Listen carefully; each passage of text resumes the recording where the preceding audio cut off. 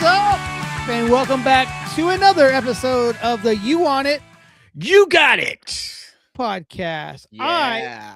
I am Russ Attitude. And I am Ted Theodore Logan. No. Wait, dude, you're in the wrong movie, dude. My bad. Tonight I will be playing the part of the handsome Eric 7. Coming straight to you from the frigid, the snowy Buffalo, New York. Bruh, it was yesterday. It was 30 degrees. It felt like, but it feels like 11, right? Yeah. Well, it's fucking 11. And it's snowing yesterday at noon. Yeah. And I'm like, no. Yeah, dude. Yeah. Monday it was like in the 60s yesterday morning, or like the 50s. This morning it was 16 and it felt like -3. And there was snow all over the fucking road. So I guess we got some people got hit real hard with that snow just here recently, like last night. Like my buddy in Georgia got some good snow. Kansas got some good snow. It's crazy. Right. Yeah. But it's what Canada's got some snow. Yeah. He sings that song Informer. Hey, you know who always has snow? Well, maybe they don't. I don't know. Does Alaska have snow 24/7? I think maybe. I don't know. I've never been. I think snow. You think snow? All right. All right. Yeah. Good night. Hey, wait. That was our dad joke for the night. Our dad. Yeah. Oh, so we released a podcast the other day with urethane, and I was like, you know what? I got a clip. That clip about Andrew WK was really cool. It was a good clip. So I'm like, I'm gonna put it up. I'm gonna tag Andrew WK in the post. Yeah. And so somehow I don't know what happened, but I was on Andrew WK's page. I guess I must have clicked on something in my story to send me over there. Anyway, I was like, wait a second. Oh, Andrew WK posted you talking about him. So nice. Yeah. I think it's because I have long hair and a beard now. And we're brethren in our hexerness. So here we go. Ready? Here we go. When it's time to party, we will party hard. And then he had that one song. She is beautiful, so damn beautiful. Yeah, dude. Man, he actually had some tunes. No, dude. Yeah, that record was great. Yeah, no, but that was pretty rad. I woke up this morning. You're like, hey, Andrew WK, reposted our story. I was like, holy shit, that's cool. Yeah. So I used to have a Jane Doe, Andrew WK mashup shirt. So it was like half a Jane Doe from Converge. That image, and then the other half was him with his bloody. Oh, that's awesome. Yeah, it's a cool shirt. I've never wore it because of like the shirt it was printed on is like one of the slim fit shirts. Dude, those are the worst, man. Yeah, I'm not a slim. Even if I was a slim guy, I don't like tightness. Yeah. The only thing I need tightness on is holding my balls up. That's all I care about. And my socks. You can't have socks falling down. That's the word. No, you can't have quitters, man. It's time to throw them away when they start quitting. Yeah. So yeah. So, well, today is when this airs, it will already happen. But today's St. Patrick's Day. Yeah. Happy St. Patrick's Day, everybody. Before you start overindulging in your green beer, make sure that you go ahead and you follow, you like, and you share these episodes and tonight's episode. And like, share, follow. Just 3 easy things to do, man. So before you start throwing back that Jameson, make sure you're giving the old You Want It, You Got It podcast a follow on all of the socials and all your favorite streaming services. Yeah, just do a little LSF, like, subscribe, and follow. That didn't work right. It sounded cooler in my head. Yeah, we're gonna work on that for next episodes. It doesn't ring off. It doesn't ring off like MLB or NBA or OPP NFL or OPP. Dude, hey man, I saw a video recently of Trench from Naughty by Nature rapping. They were still doing their thing, and man, that dude still got it. He still he's still spitting it quick and still. I'm like, wow, hell yeah. Yeah. That's what's up. Is he still like lifting weights and he's still chiseled and cock dieseled, Yeah, I don't know what that would. It's not fair, man. Yeah. I got a 2-pack because I have a huge scar from one side of my stomach to the other side, so it looks like a little roll. So it's like I got a 2-pack. Yeah, more like a 2-pack of fucking loaves of bread. 2 loaves of bread. Matter of fact, let me add some more water to the flour. Yeah, there you go. Anyway. Oh man. Well, yeah, so if you are out partying tonight with your 2-pack, 2-pack, make sure you are being responsible because we like you around, and make sure you call a sober ride home. So yeah, Ubers everywhere. Yeah. If you are drinking Irish tonight, don't be a dick, and just have a good time. So yeah. And take a car bomb for me, and a just take the Irish car bomb for me. That's all I care about. Yeah. Well, on that note, today we are going to be speaking with Christopher from the band Hedge, and they have a new record popping off. This Friday, called Freeze Frame High Five. And when I heard that title, I was like, Freeze Frame. Freeze Frame. Yeah. Yep. Is that a Jay Giles band? I think so. Yeah, that was. Yeah. So this album, it's 6 songs, and this album is under 10 minutes. Nice. Yeah. So straight good stuff. I was going to say straight fast punk rock, but it is, but it isn't. It's good. I would compare this band to Lemonheads, Dinosaur Jr. Maybe throw some Pixies in there too. Yeah. I hear some Dave Smalley in the vocals, very Down by Law, and I even hear a little bit of Mark from Blink 182 in the vocals too. So okay. Yeah. I hear a little Mark Hoppus. Hippopotamus. Damn it! Why does he get the easy one? Hippopotamus. Because I win. Yeah. No. So yeah. Hedge is a rad band, and I'm glad we get to talk to Christopher tonight, or Chris, whatever he feels like going by. And I will be Snake Eyes, and I think it's going to be a good episode. So definitely. That's what I love about doing this this podcast is the range of my musical, atmosphere is just like being engulfed with all of these rad bands that we get to talk to on a weekly basis. And sure. And it's as much as we like to hear our own voices, we like to hear other people's voices. Yeah, for sure. Yeah. I think I picked the wrong calling, because I could have been talking to people my whole life, Yeah. about nothing. But exactly. All right. Yeah. Well, with no further ado, why is that the second time I've said that before an episode? Anyway, I'll say it again without any further ado. Here is Bring it on! Station on a beach vacation, playing Dinosaur BT and Dando and Go.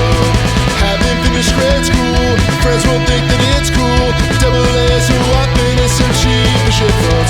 Hey dude, hey man, hey, are you listening? Hey dude, hey man, hey, are you listening? Hey dude, hey man, hey, are you listening? Hey dude, hey man. Well, we said it, and he appeared. We have Christopher from the band Hedge. What's up, man? Welcome to the show, man. Thanks for joining us this St. Patty's evening.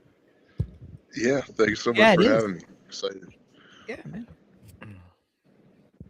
So, the last couple of days I was listening to the 3 singles off the album online, and then the album before that, and then today in my email I noticed I was told to check my spam, and I did, and there was the whole EP sitting in my spam folder. So I gave it a quick little listen. It's a 6 bangers. One obviously is a cover, and it's all clocked in under 10 minutes. Pretty impressive and pretty good shit, man. Thank you. Appreciate it. Now myself, and obviously, I did a little research myself, but upon hearing this for the first time, I was thinking, wow, this dude has like a heavy Evan Dando, like a style voice. And, cause Lemonheads is one of those bands that I love. And, obviously not as much as you love them and Dinosaur Jr. And, that little Easter egg on the cover there is a Dinosaur Jr. album cover on your cover. Yeah, and a Lemonheads cover on the cover too. It's, you nailed it. Are those two bands are those your biggest influences? I think Dinosaur Jr. is my favorite band ever, and they have been since I was 8 years old. So I've definitely got the longest tenure with them. Lemonheads just are one of those bands that around the same time frame I was introduced to through like rock radio and my dad and stuff. So I grew up listening to them. Yeah, I mean, I'd say that they're definitely up there, but if I had to choose maybe a couple more, probably like Hüsker Dü is probably like another big one. And yeah, like that kind of, and also like 90s style pop punk like Sicko and Weston and stuff like that. Yeah. Hell yeah. Yeah, dude, Sicko doesn't get enough credit.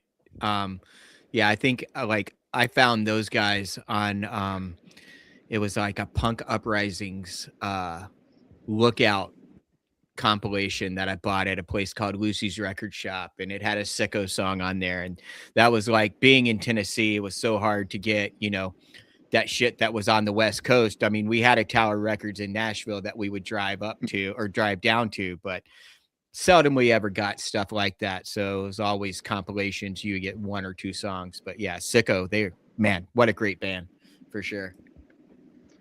Yeah, they're awesome. Another one of my favorite bands is from Tennessee, Super Drag, known as a one-hit wonder. Yeah, but they're actually doing band. I think they're doing 2 nights back to back coming up here soon in Nashville. Oh wow, that's awesome. Yeah. Yep, and in Boston. Are they doing it there too? Trying to convince the promoter to let us play. Yeah, dude. TBD if that's gonna happen. Yeah. That'd be great. Yeah.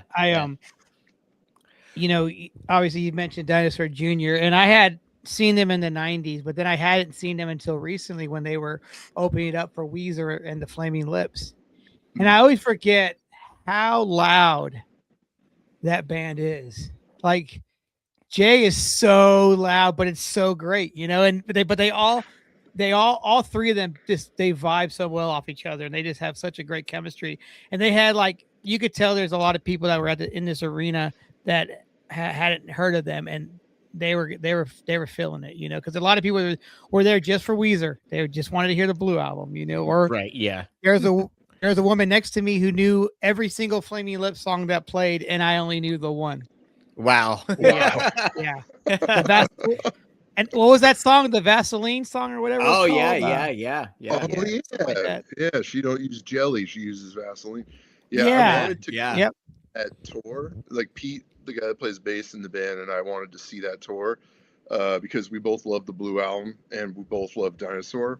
But we actually both dislike the Flaming Lips enough to not want to. Nice. Wow. I'm sure they're great. They're great. I've never ever had the inspiration to listen to them. I think they're just a little too beyond my scope of taste. Yeah. They're very experimental. I know the only stuff I knew of obviously was the stuff from that song from the 90s, and I believe it was on maybe the Dumb and Dumber soundtrack or one of those kind of soundtracks, you know what I'm saying? And so that's all I really knew. And then I saw where they did a Pink Floyd album with like Henry Rollins and Damn.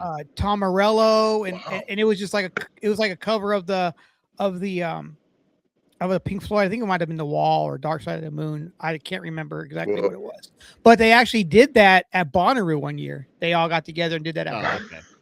So I was like, Damn. wow. But no, when I saw them, I will say, I really enjoyed their stage setup. Their performance was great.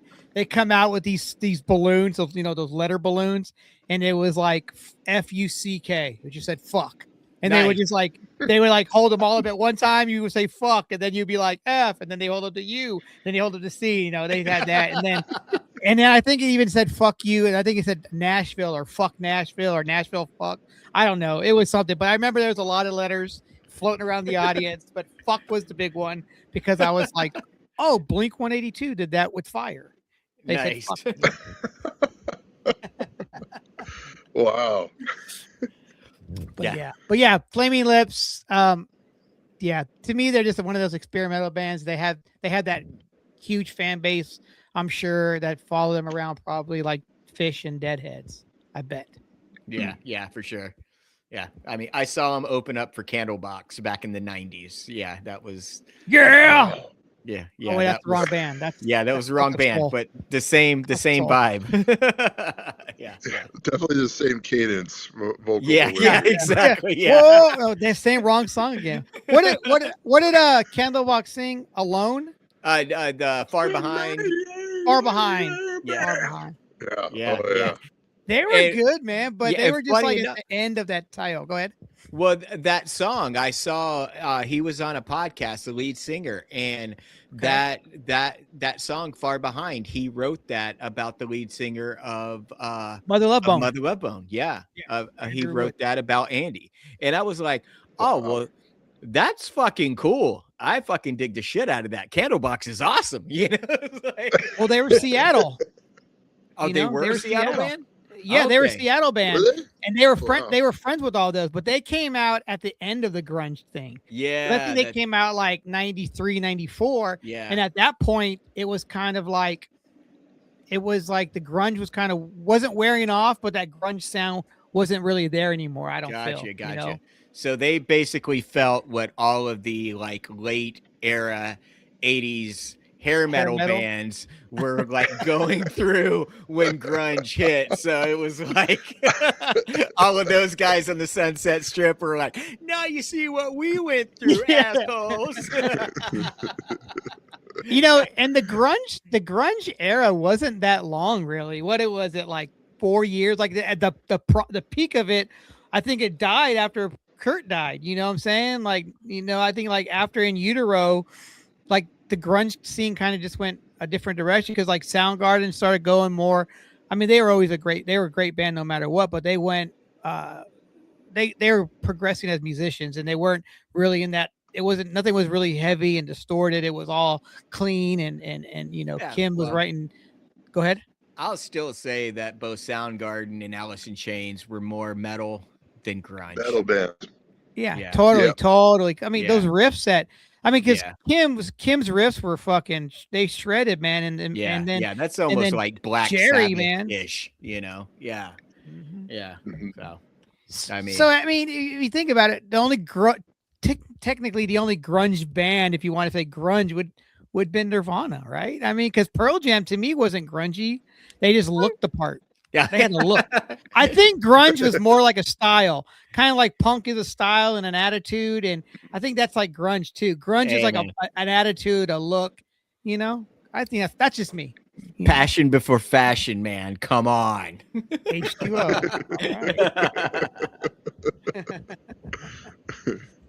So I'm gonna ask a question, because we were talking before the podcast, and I don't think it made our intro. It did make the intro.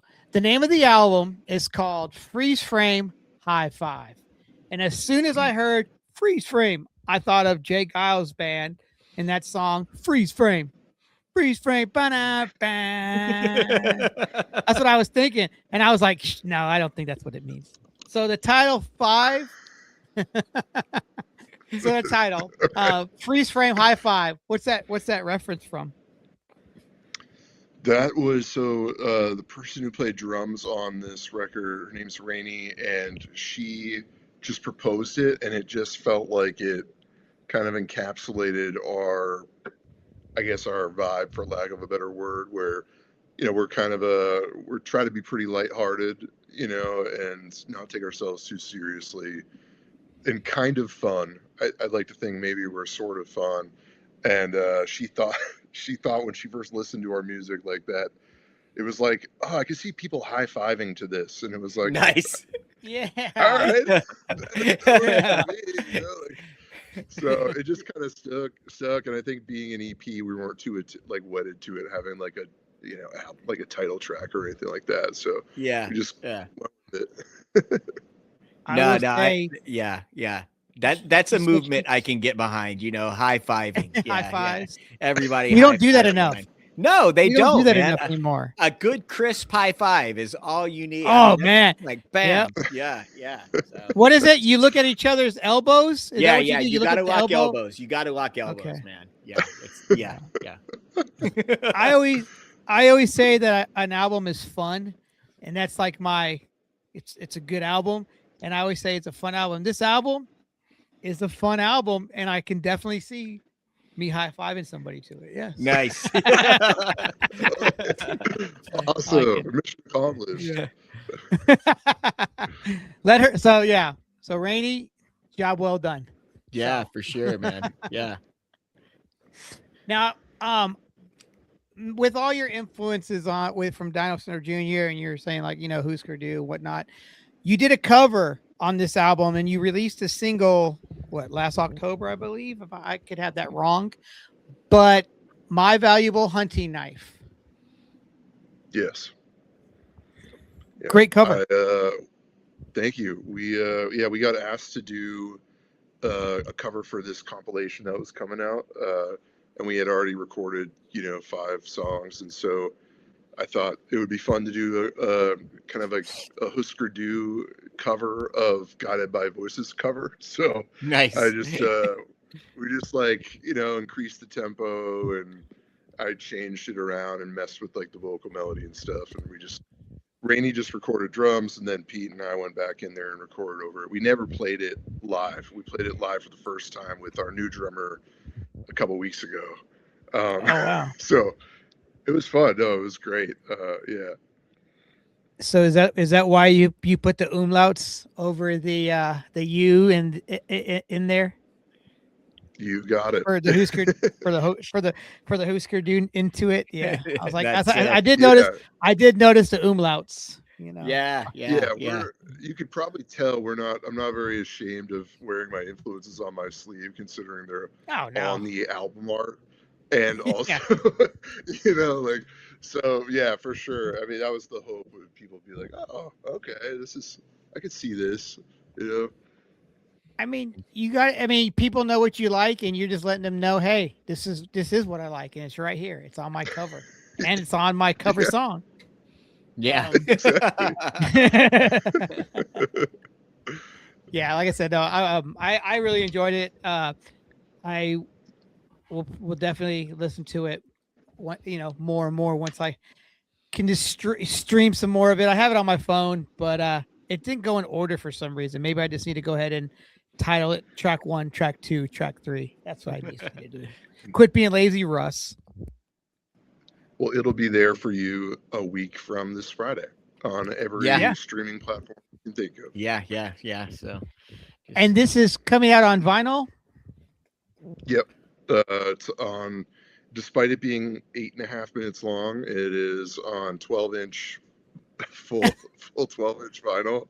Oh yeah. And it's going to be both sides. So, yeah. So wait, is it going to be like four songs on one and like 3 on the other, or is it going to be all 6 songs on one side, all 6 songs on the other side? 3 and 3 to the. Nice. I mean, it's I'm not the one flipping it over, so yeah. Hey, so we got to do that. We have to do that with 7 inches anyway, right? Because the 7-inch only has 2 or 3 songs anyway, and then you got to get up and then for some reason the 7 inches just want to stick to the damn thing, and you're like, come on. Yeah, it's all right. Exactly. But no, I mean, you guys could have. I mean, you could have put that. You could have put a tribute on the flip side. I know it cost more money of all the bands that you liked, and they had it engraved on there. You know, Oh, like that a would've been really wall, cool. like a kid like graffiti on a wall. You know, like on his notebook. It'd be like, you know, like you like doing the logos and stuff as a it was kind of cool. Oh, those were fun days. Yeah, we tried to keep cost as low as possible because I try to sell everything for $15, like our shirts, our full length LP is $15. You know, we're not trying to make money off this stuff, and so I felt like we couldn't sell 6 songs for more than $15. So we try to keep it as cheap as possible. So it's on black vinyl. You know, the art and the insert are cool, and they're full size LP type of thing.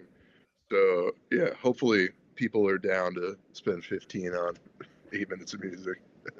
I mean, you're even selling the test pressing of the what is this the first record for $15. That's a test pressing, gentlemen and ladies. It's $15 for a test pressing. Most people are be like $150 for a test pressing. Yeah.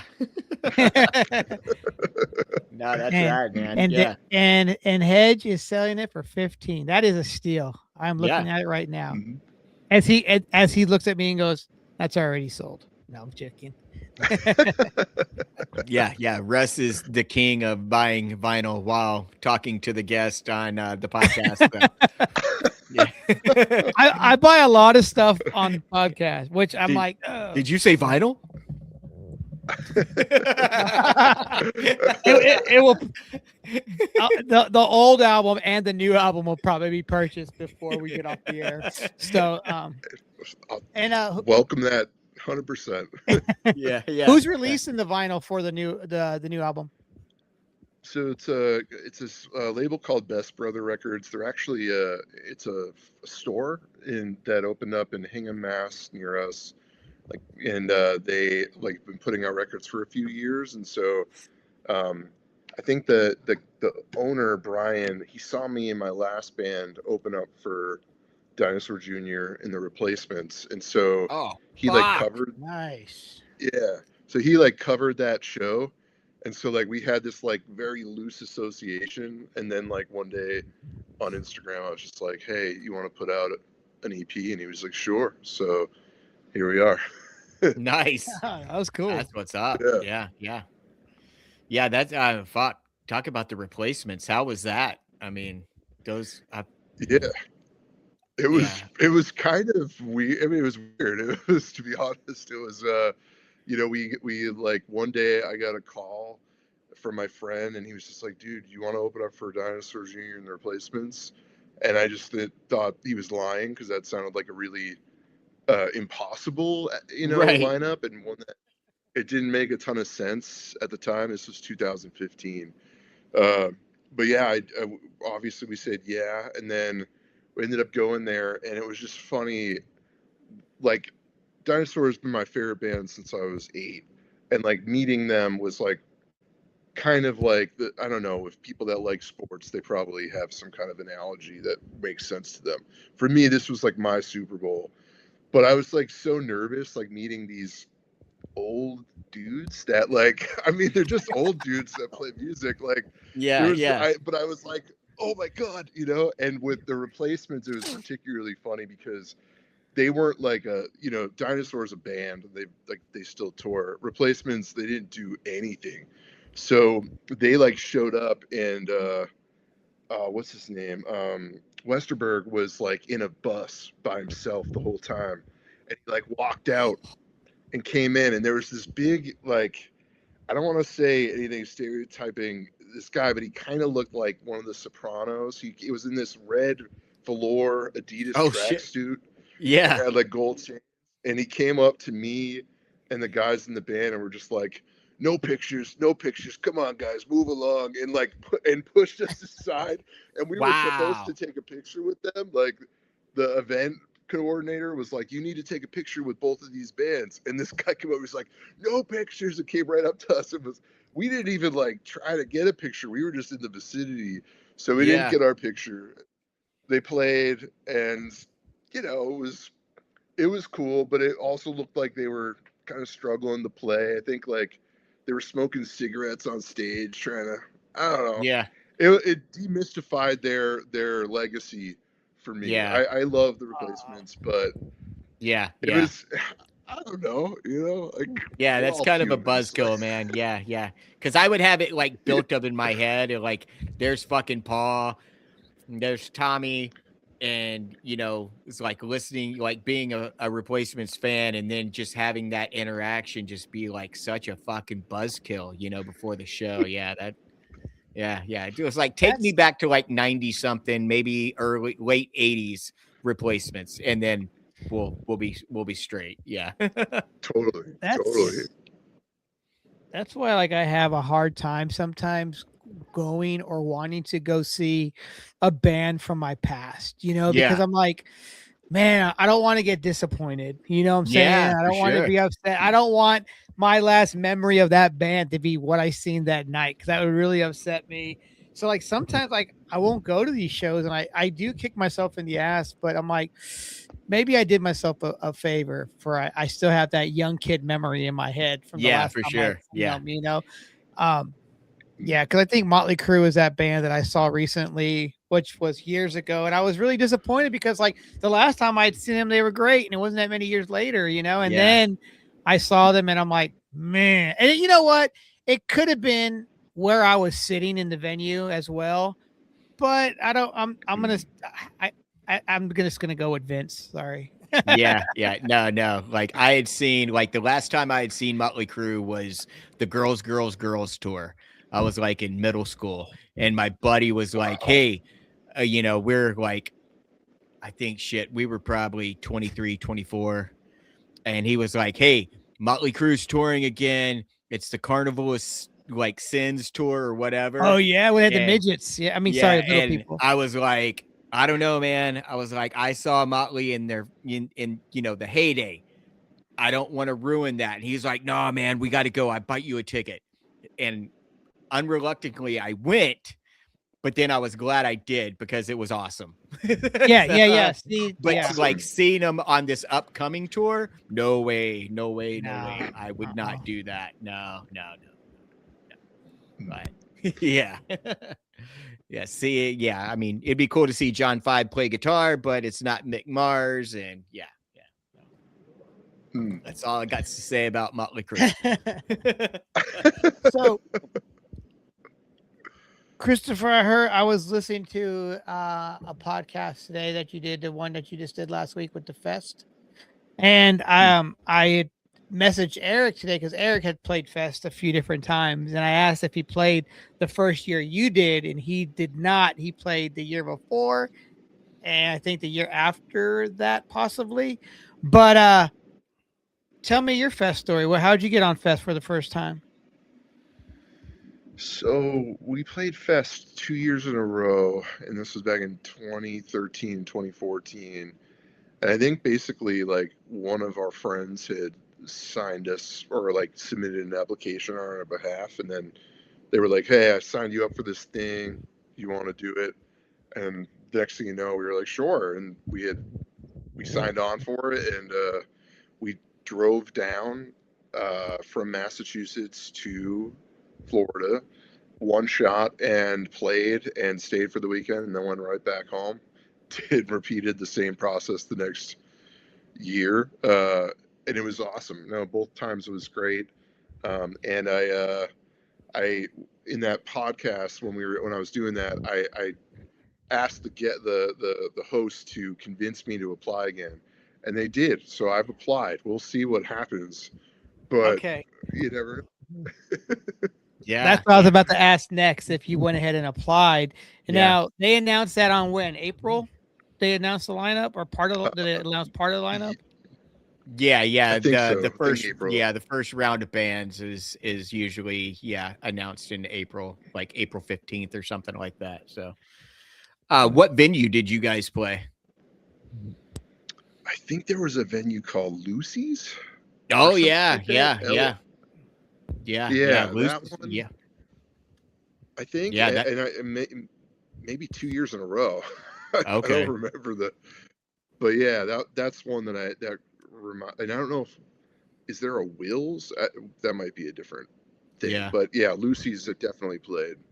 Okay. Yeah. I mean that's a long-standing Gainesville, like venue, and it's still there. There's a lot of venues from probably around that Fest 11, that aren't there anymore, unfortunately. Like the High Dive, aka Common Grounds, it's no longer there. The 5-Star Pizza that was right over there by Lucy's is no longer there, which is a bummer because that was just a great place to go get, I'm drunk. I can feel it coming on. I need to feed my face with pizza during Fest, and yeah, that's gone. But yeah, Lucy's is still there. That's a rad fucking place. I've never played. Yeah, in all of my times at Fest, we have never played.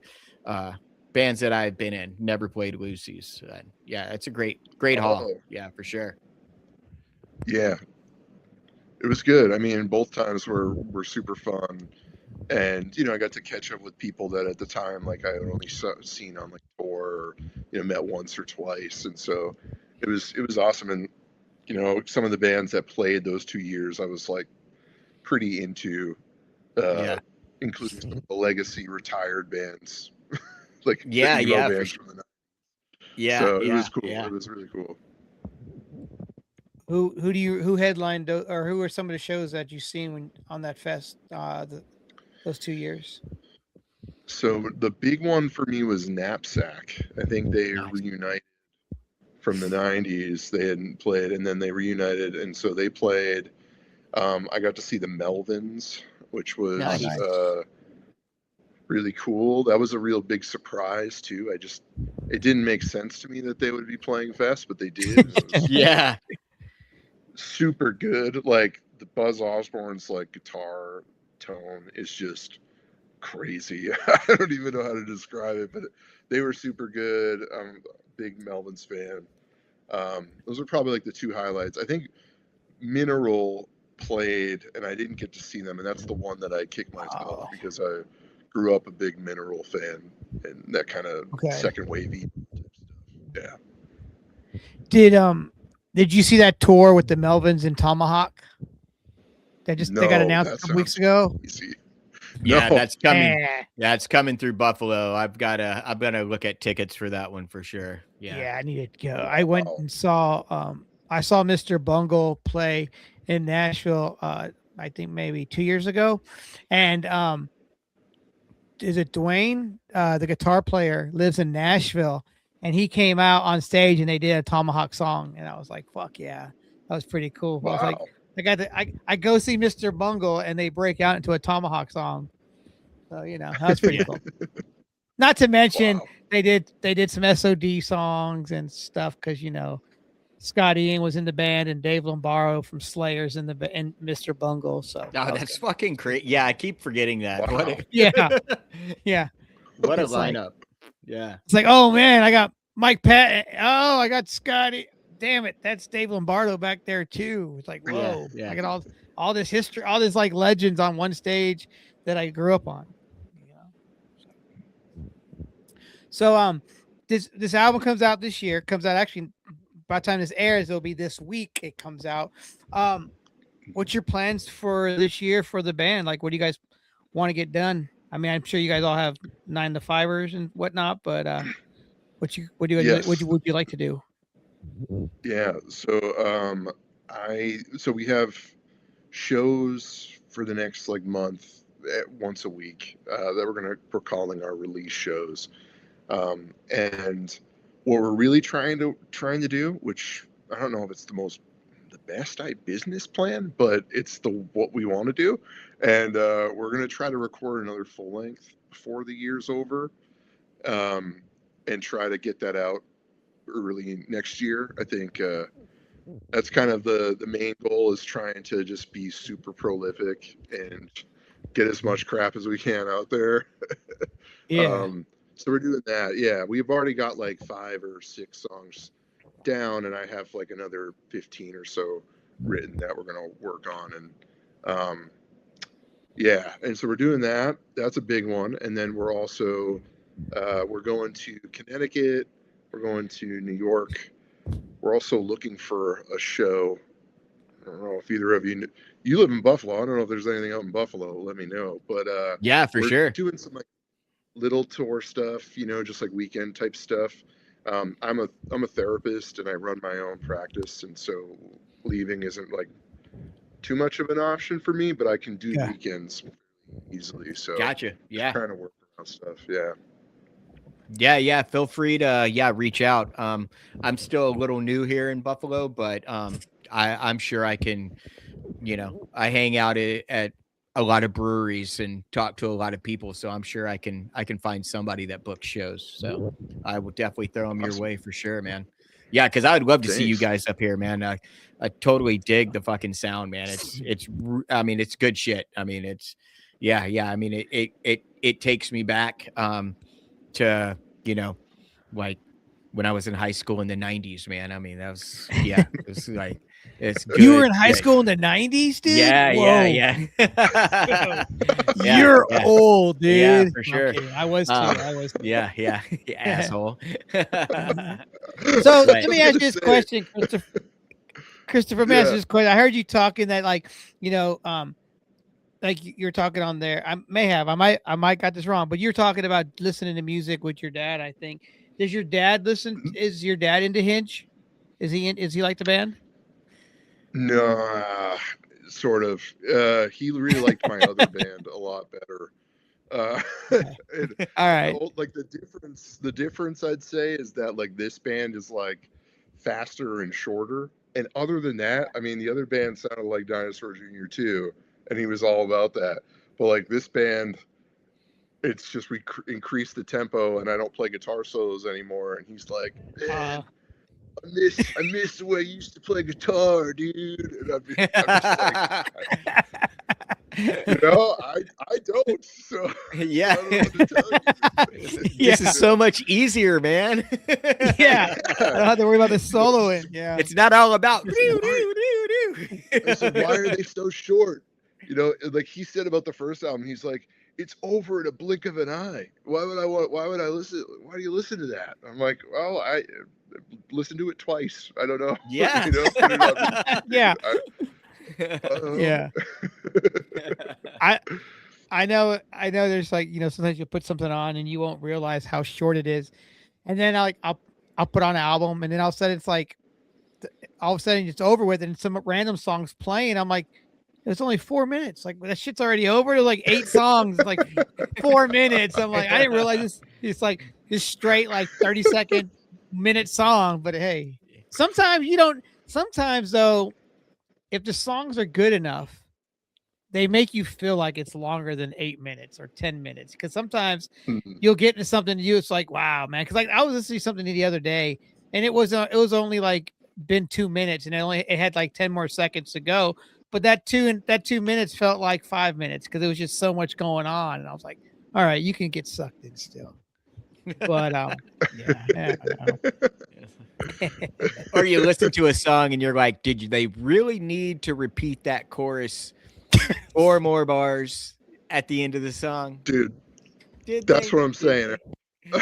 That's exactly what I'm talking about. It's a great hook. Yeah, it's great. But did they really need just 4 more bars? Yeah. No.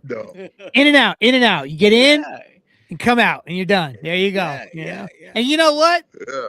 If you were a touring band and you were playing those songs, and say you were headlining and you played 20 of those songs and it was 30 minutes, you did your job. You got your money. You headline, you did your 30 minutes, you did 20 songs. Hell, you could give it 30 songs for 35 minutes, you know? Hey, you all get paid the same around here, you know? And everybody in the crowd's like, oh, I get to go home at a decent time. I'm not gonna feel like shit tomorrow morning. I'm glad I stuck around for the headliners. Exactly, right? Win-win for everybody. Yeah. I remember my band had to play the show once at this, and and our sets were so short because our songs were short. I think we did like 9 songs, and it was like 20 minutes, if that. And they were like, one more song. So I looked at the guys and I go, they're all drunk anyway. We're drunk. Fuck it. Let's just play our set, but play it from the last song to the first song. And we did that. And they thought it was a whole nother set. They didn't know the difference because it was so it was cool. So we played for for like 40 minutes and just repeated our set. But it was fun, those were fun. Yeah. That's awesome. It's great.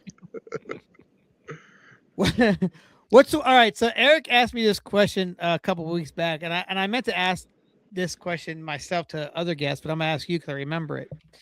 What's the most random thing you have seen in a venue bathroom? The most random thing I've seen in a venue bathroom. So my gut instinct is something that is not random, but it was unique. Okay, that's good too. One time I played a house show in Duluth, Minnesota, and we were playing, and it was very like the people that were playing for were very they were doing stuff. One of them was like getting naked and like licking like people's faces and stuff, including like getting in one on me, and it was it was a thing. But one time, like, we were in the middle of playing, and I just turn around, and all of a sudden I just see this person pooping on a toilet, and they were just fully going for it, and the door was wide open, and there was no shame. No one else batted an eye. It was just like, yeah, what's the problem? It gets done all the time. Yeah, it was like, dude, what's your deal? Like, he's taking a poop. And so that's the one that stood out to me the most, because I just remember, like, and in that moment, I like totally accepted it, and I was like, yeah, awesome, man. Like, you gotta go, but I didn't even know there was a bathroom. Like, that was probably most random one. Needless to say, that was the best seat in the house. So, but all right. So what he's leaving out on this story was he wasn't pooping in the toilet. He was pooping on the toilet. It wasn't actually going in there. The lid was shut, and he was just Well, that's just rude. Okay. Have you ever seen anybody do an upper decker? I've never seen. I've only heard. Okay, an upper decker. This was a thing back in my day. This was a thing back in school. No, when you would go to a party at someone's house, obviously be their parents' house because they'd probably be out of town. You not saying I did this because I have not. You lift up the tank in the back and you poop in the tank, and then you cover it back up. So when you flush, it's just shitty water the whole time. I've never done that, nor have I ever gone into a bathroom at a party and flushed, and that has happened. But I've been in many bathrooms at venues that look like that's what's in the water already. But but no, never done that. But yeah, that's an upper decker. I would be pissed if that was my house. Yeah. That's thank you for this is an educational podcast. Thank you. He's like, yep, I lost a couple brain cells on that one. Speaking of therapy, that guy right there. I need it, or I'm giving some. I'm giving it. No. When he gets done, he's gonna be like, "What the fuck did I just sit?" So your CD release show, I guess you could say, is at Pawtucket in Rhode Island. Pawtucket. Pawtucket. Yep. Pawtucket. Yeah. Oh, it looks like that. Hell, Pawtucket at News Cafe. Yeah. Mm-hmm. So that's technically that would be your CD release show, huh? Those are fun. CD release shows are fun. Mm-hmm. Yeah. No, it's going to be good. We have that one, and we have one we're playing in Worcester, and then one we're playing in like the Boston area. So it's like 3 technically release shows, but Well, they're all going to be fun, I think. this flyer for the Worcester Mass one, you guys look like you guys could be a ABBA cover band, because they just have the heads, and then it's just white, and then like white stick figure like bodies, like so it looks like they're like on the cover, an ABBA cover, when they're wearing like the white stitched glittery suits. So yeah. There you go. That's I'm calling this. I'm calling this now, Christopher. We need an ABBA cover done in your style, done in Dinosaur Jr. / Hüsker Dü / no. John Boy Make and that Billy. happen. I don't know. No. Yeah. So that we've tried this before. We tried to get somebody to do a cover song. We're still waiting on this cover song. Yeah, It was I'm by still our waiting on that friend- shit, man. Yeah. It was from our friends in Canada called Teeth Out, and they did a great cover of "Fade Into You" by Mazzy Star. Mazzy Great Star. cover. Nice. Yeah, and they did a punk rock, and it was great. Then they added this female vocalist on the remix of it, I guess you could say. Great stuff. But Eric wanted them to cover. Yeah. What was it? What song was it, Eric? Candy by Iggy Pop and Kate from B-52s. The song came out in like, it was probably like 89 or 90, or maybe, later, early 90s for sure. But, Is B-52 Rock Lobster? Yeah. Rock Lobster. Oh, But yeah. I mean, it's a great song. And I mean, I was like, dude, if you guys can kill this Mazzy Star song, you guys can easily kill this Iggy Pop song. And they're like, all right, consider it done. And here we are, it's this, that was the first episode of the year. So I'm calling them out, man. I'm calling them out. They're just right over the border, man. They're just, well, no, they're they're not that far from you. Yeah, I know they are. Yeah. They're Prince Edward. Edward? Yeah. Oh, I mean, like Prince William Sound or something. If Toronto is like, maybe 4 hours away from me, two or 4 hours. Yeah, they're a little bit north of Toronto, I think. So. Yeah, because they were an hour ahead of you. Oh wow. Okay. Yeah. So they were an hour ahead of you. I will ask this though. What's the song, Christopher, you heard that you didn't realize was a cover song until years later? Oh wow, that's a really good question. I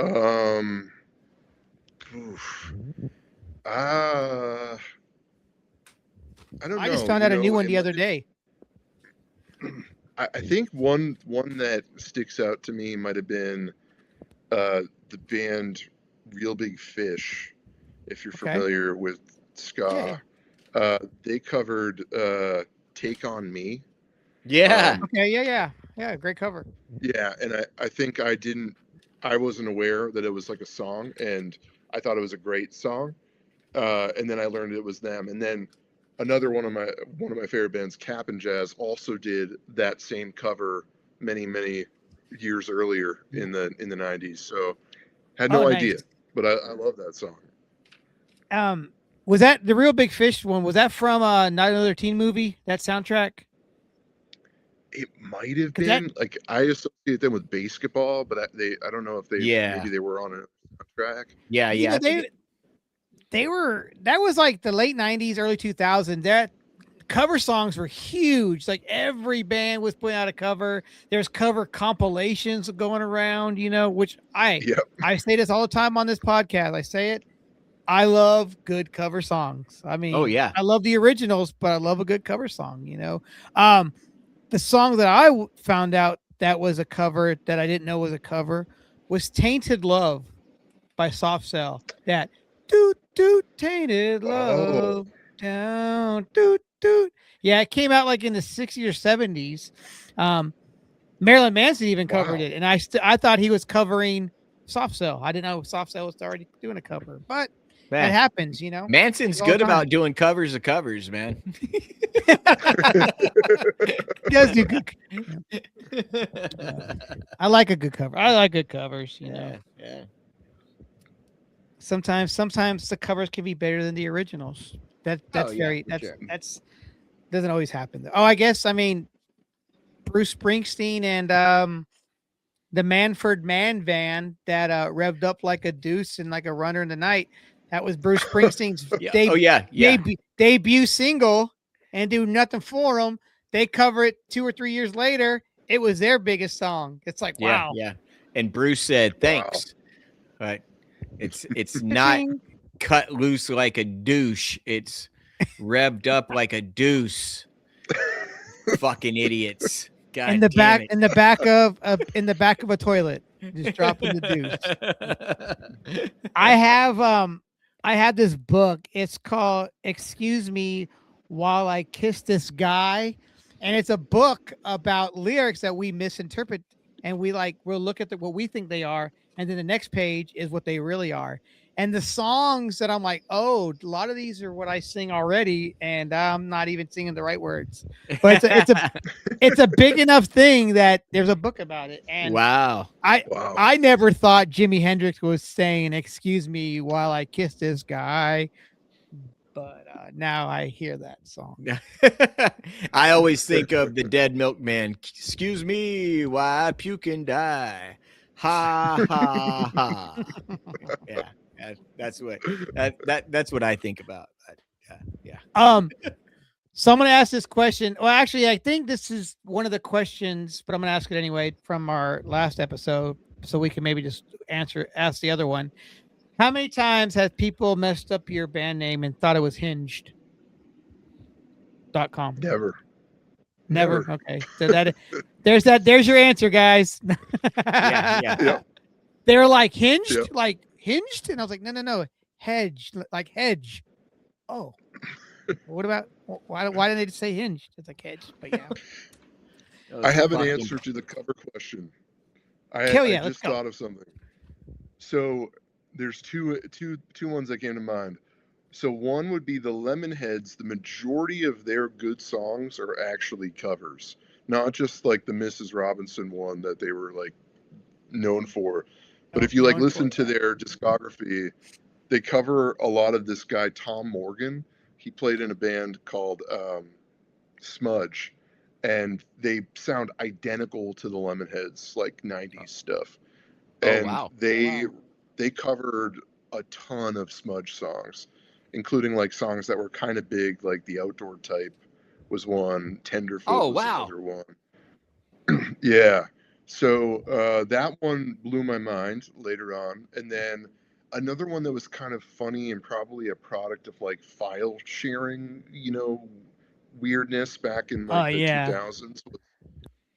I had a copy of, I think like Face to Face might have done like a covers album at some point, but they played they did Boat on the Hill by Jawbreaker, and I didn't know that was a Jawbreaker cover until I discovered Jawbreaker senior year of high school, and I was like, what? This sounds so much worse than the Face to Face cover, which I take back.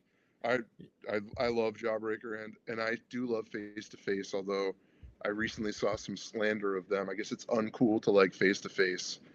I do. So hate me. Oh, dude, I'm a Face to Face nerd. I'm like super fan. I've got Shoot the Moon tattooed across my fucking collarbone. Yeah. That's how much of a Face to Face fan I am. So yeah. Awesome. Yeah. I'd say there's a little bit of a Face to Face guitar type of playing that I do. If you listen to the third song on this record, like Little Joey and the Kangaroos, I do like a guitar solo that's basically like a Trevor Keith like octave type of thing. Nice. Don't Turn Away is like one of my favorite albums of all time forever. Oh yeah. I love Face to Face. Yeah. Fuck yeah. I like that the J Mascis cover of Fade Into You. I thought that was really fucking sick. Like when I heard that, I was like, I didn't know it existed. And it had been out for several years before I found it. And I was like really impressed on it. I was like, wow, this dude's I mean, I already liked him, but it made me like him even more. Yeah. Dinosaur Jr. Did you see the movie Freak Scene? No, I haven't. It's funny. Pete, who plays bass in the band, so him and I met through, and this will age us, through MySpace. I was 16 and I was looking up people that liked Dinosaur Jr. within like a 50-mile radius, and Pete was one of the only people.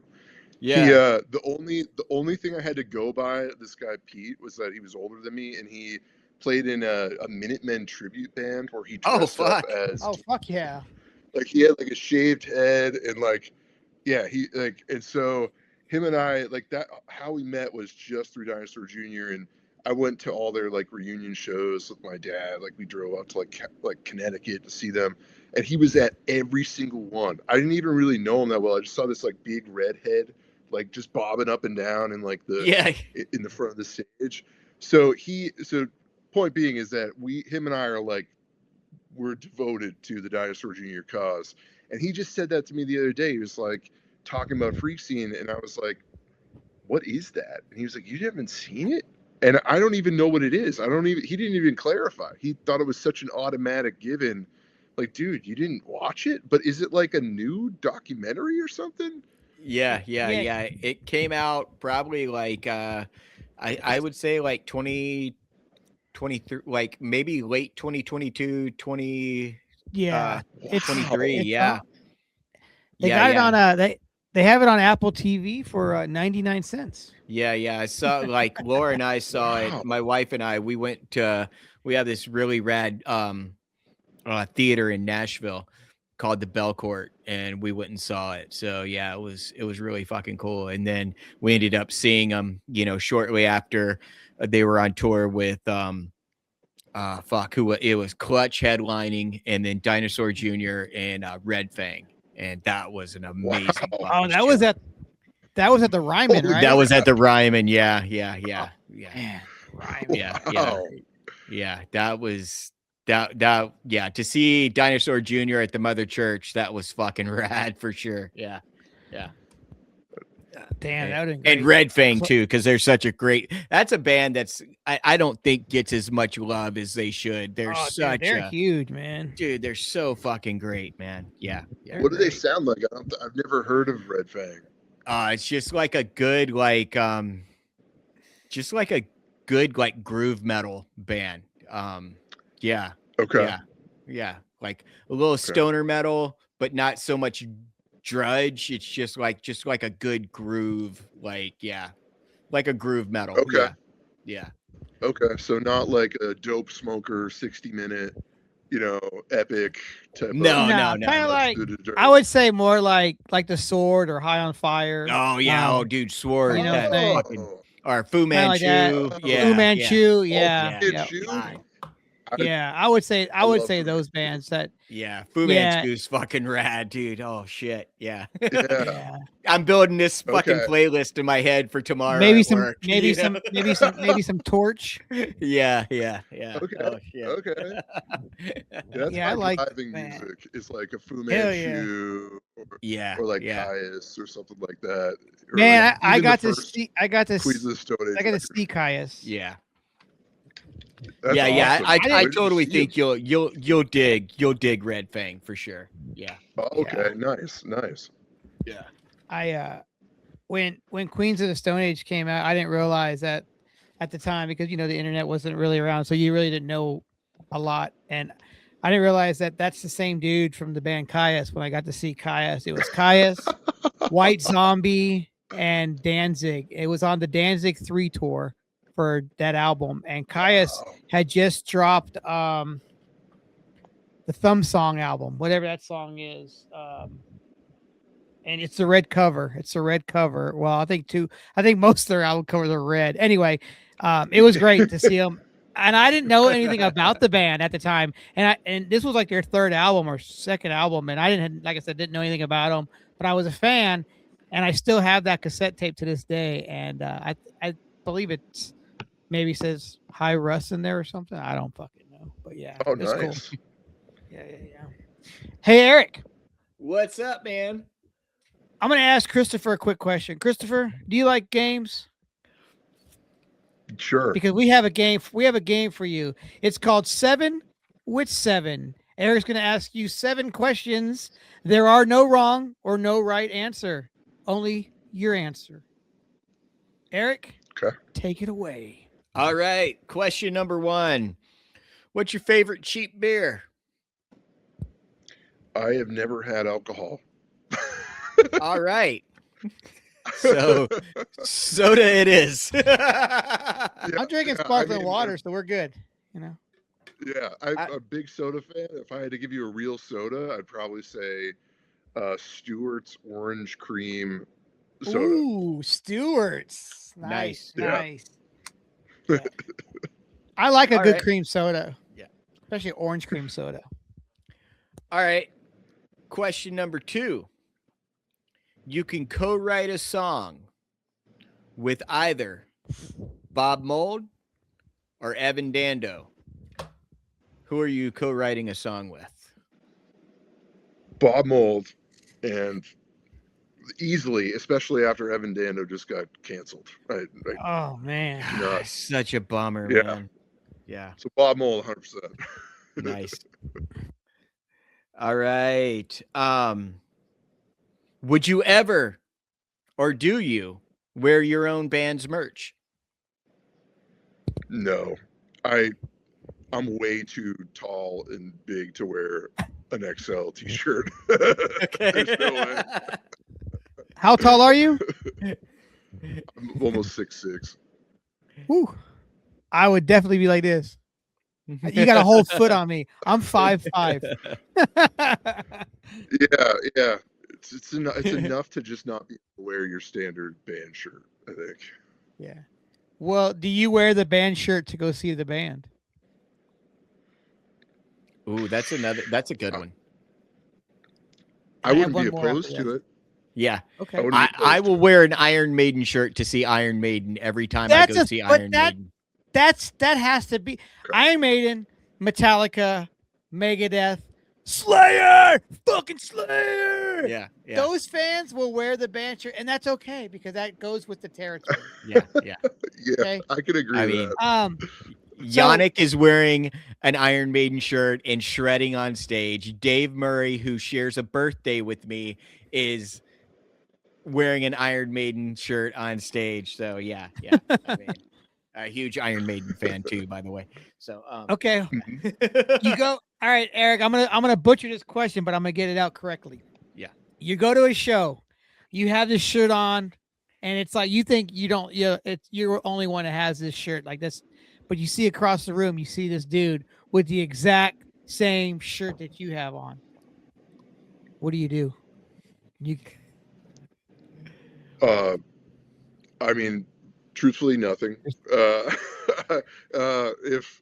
If I did see them, I would say, "Nice shirt," and probably try to high five them on the high Yeah. five. Yeah. exactly. that- freeze- You know The what's up. freeze frame high five. Yeah. That was a true story that happened to me at a Bouncing Soul show. I was wearing my long sleeve Sam I Am shirt, and I saw somebody across the fucking venue with the same fucking shirt, and I was like, I'm gonna wear my Sam I Am shirt tonight. Fuck yeah, dude. And I was like, I see this dude, and I'm like, motherfucker, you got my shirt.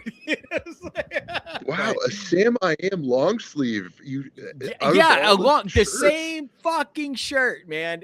It would have been different if it was just like just another Sam I Am shirt, but it was the same one. It's like Sam I Am logo, the little devil on the back, and Sam I Am on the sleeve.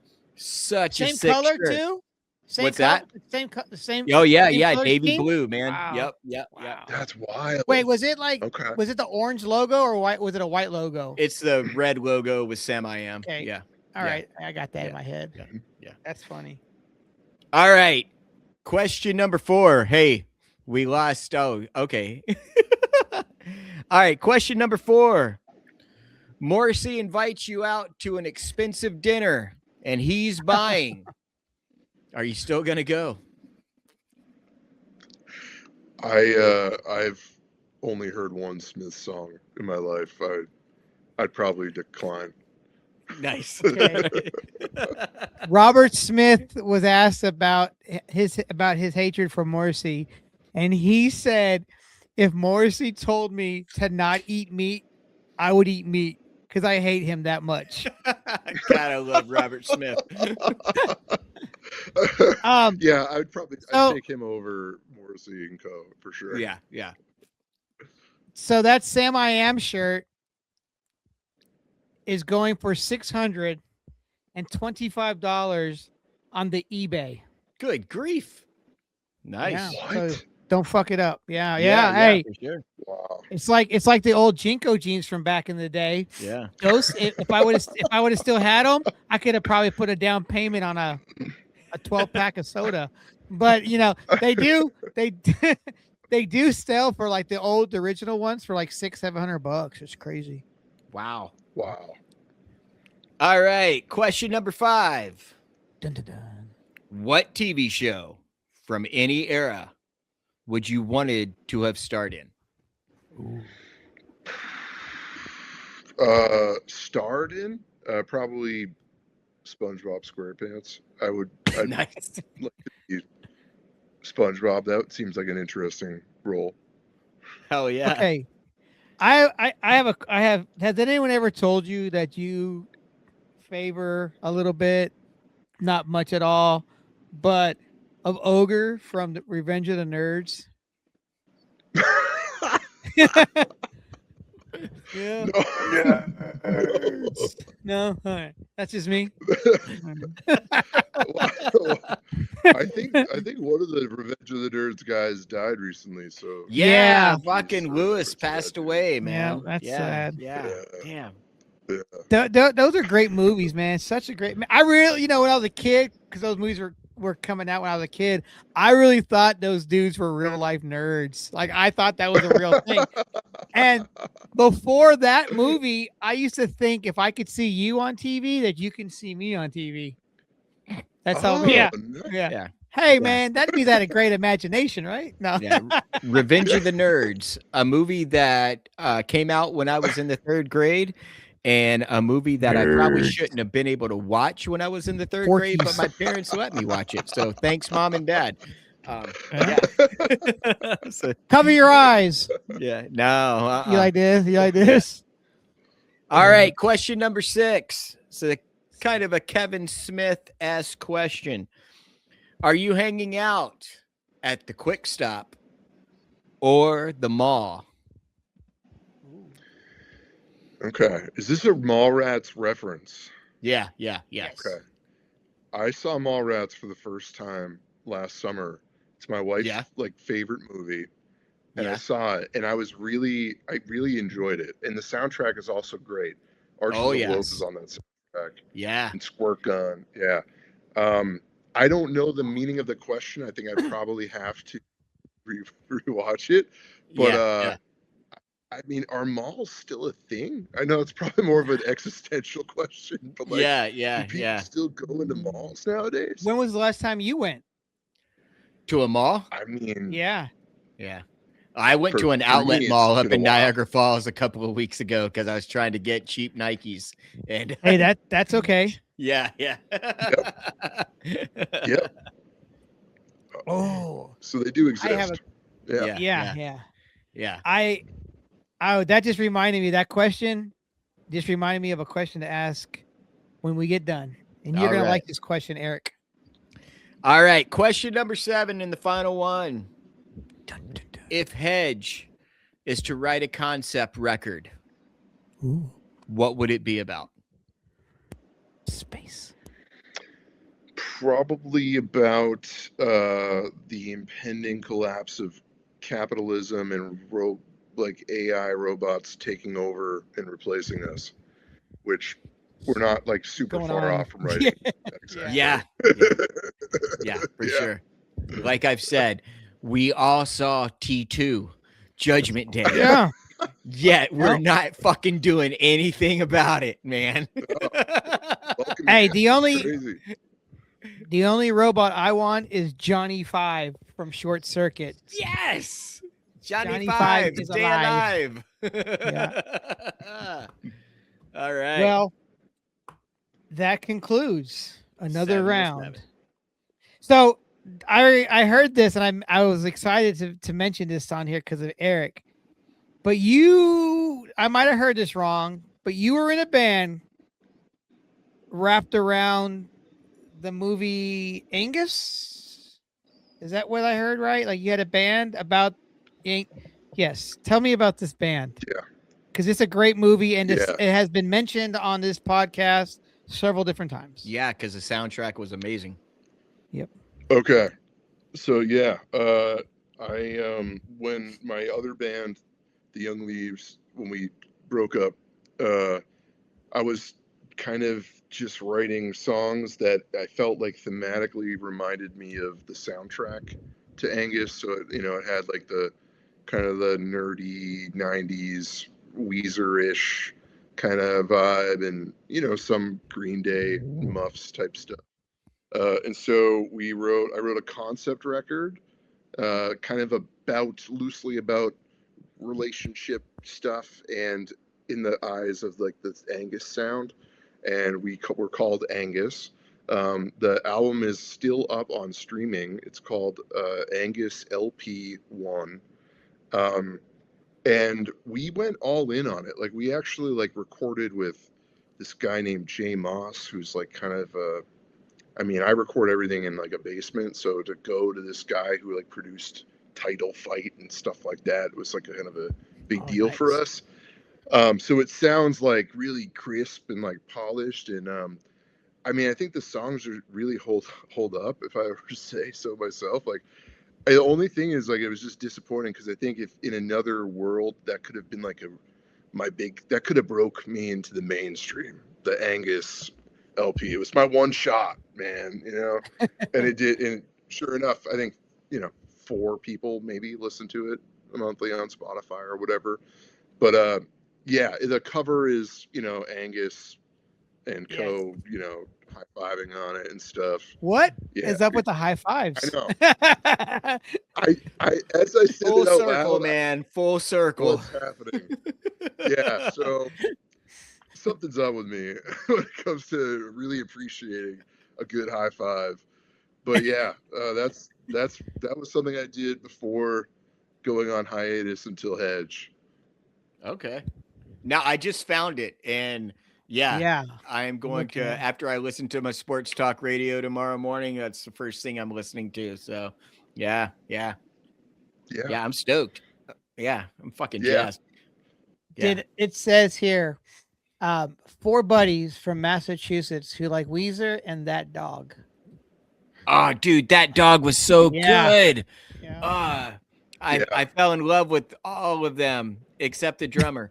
The night that I saw them. He's a handsome dude, but I'm all about the ladies. When did you see them? I think I saw them. It might have been I saw Foo Fighters on the first tour, and I'm pretty sure it was That Dog and Shudder to Think, or no, I saw. I think I saw That Dog open up for Weezer. The Blue album. Yeah. Wait, you saw? I was about to say, you see Weezer in '94, '95? That era? Holy crap. This was 90. This was 95. Yeah. The venue was called 328 Performance Hall in Nashville. It got fucking everybody. It was such a great fucking venue, and I was living up in Clarksville where Russ lives, so we would always drive down from Clarksville to go to these shows. Saw the Bosstones a handful of times. That's how I saw Face to Face for the first time. But yeah, the Specials played there on their reunion tour. Wow. Descendants played on the Everything Sucks tour. Saw Weezer, saw fucking Fugazi. Yeah, that venue is legendary. Yeah. And they fucking tore it down and fucking put up a not a parking lot. No, they didn't tear it down to build up a parking lot. No, they put a fucking a hotel. Yeah. Such a bummer. A hotel? Yeah. Oh. A hotel. all of downtown Nashville is all the cool bars and cool clubs are all tore down and built condos or office buildings or and then we had this cool amphitheater, and I didn't know this till the other day that I went to the last show there, and it was Motley Crue and Aerosmith at this venue called Starwood, and it was our outdoor venue, and it's still there. It's been closed for going on 20 plus years now, and it's like it still looks like it did then. Just everything is overgrown, and they're supposed to put up a subdivision there, and they never did. I'm like, we could still have this amazing outdoor venue, you know? Yeah. Man. Yeah, I am going to check this out as well. I heard you talking about it on there. I was like, oh, I got to mention this on the podcast because Eric would love this. Yeah. Yeah. Angus. Yeah. But yeah, that Weezer Blue record, like, that first tour was that was awesome. This set list for this show, they opened up with Jamie. Okay. Whoa. I mean, what a way to kick off this set. Fucking kicking it off with Jamie. Like, yeah. I've got the ticket stub over there. So it's framed along with all my other like ticket stubs because I was still living at home with mom and dad and had all this free money. Yeah. What do they call that now? Disposable income. Yeah, that's what that piece is called. It's called, it's an 18 by 24 frame called Disposable Income. Blue Album is my second favorite album of all time. So it's crazy to me that anyone got to see them play it like back in the day. That sounds incredible, especially with that dog who I'm partial to. Yeah. I'm trying to think who the other band was that played, but I remember that dog and just being. It was only Weezer and that dog, I believe. Okay. Just like that Foo Fighters show, I think was just Shudder to Think opened up. No, it was another band called Skip Loader. My buddy. They were. Loader. They were a Nashville band though. Oh, okay. Right? I'm not Skip sure. Loader was Nashville, I think. I might be wrong. I could be wrong. I'm thinking of Freeloader. My bad. That was my band. Freeloader. But Shudder to Think was fucking amazing that night for sure. Yeah. Wow. I got to see the Foo Fighters play the first show in Nashville. It was earlier that year with Hovercraft. And Hovercraft was Mike Watt from Firehose and Minutemen, his band, and Eddie Vedder was on the drums. And they wore like costumes for Hovercraft. And either Eddie Vedder's girlfriend or Mike Watt's girlfriend was also in the band, but they all wore different masks and stuff, so you really didn't know who they were, Wow. But that was it may have never been Eddie Vedder. Maybe it was one of those urban legends, and they were like, I bet that was him back there. Yeah. It's like Paul Pfeiffer was really Marilyn Manson, That's the best urban legend ever, man. He removed his ribs so he can touch himself or whatever. Oh god. Anywho, Marilyn Manson. Oh, anywho, you just made the list. Anywho, just write that down. Yeah. All right. What's so you said that Weezer Blue album is your number 2 album, and it's the only number 1 album for Weezer because Pinkerton is not the best album. I'm sticking with the Blue album. That's my opinion, and I'm sticking with it. What's your number 1 album then? You're Living All Over Me, Dinosaur Jr. Okay. Yeah. But Blue album is just like, and I agree. A lot of people really love Pinkerton. I really love Pinkerton too, but the Blue album, just like the whole thing is like it's all downstrokes. It's like single notes on the bass drum. It's like a formula. They created this weird, like very simple formula, and it just was never the same afterwards. That's so cool. No, and I think too they nailed this album from everything, from the songwriting to the order that they laid out that album, because you put that album on and you just flow. Oh yeah, for sure. Totally. Back in like 93, 94, 95 ish. And I mean it's more. But during that time, a lot of bands were putting out albums that were start to finish bangers, like Push, 16 Stone, start to finish banger. What's another one like that?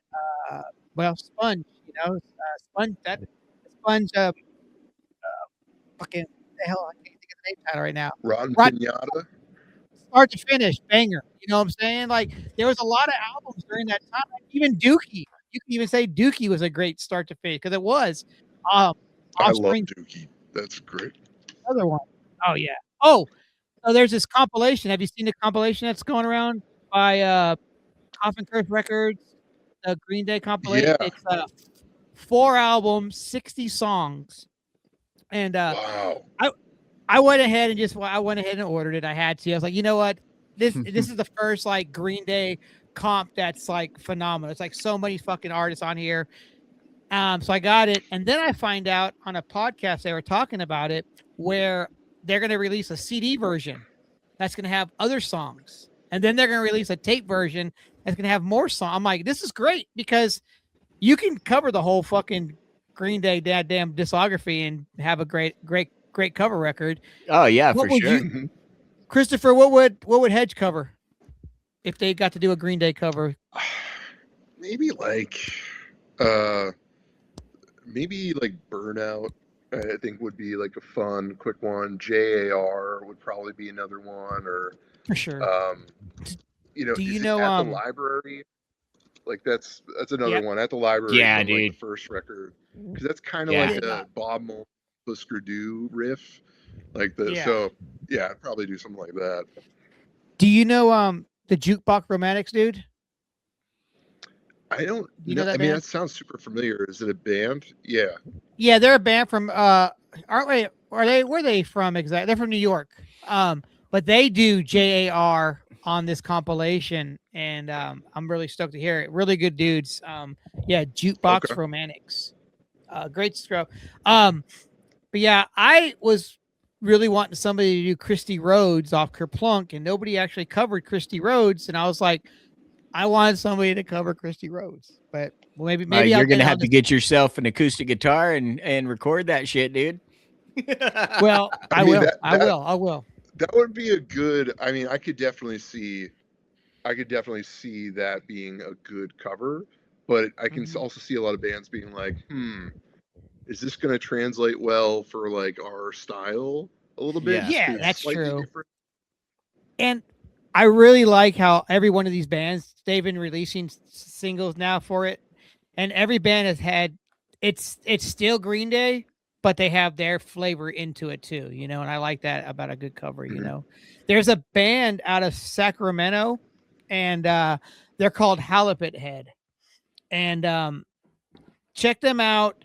They are bringing back that 90s East Bay punk sound, and they sound like if you would tell me that was Green Day's like lost tapes, lost demos, I would believe you, because they have that sound.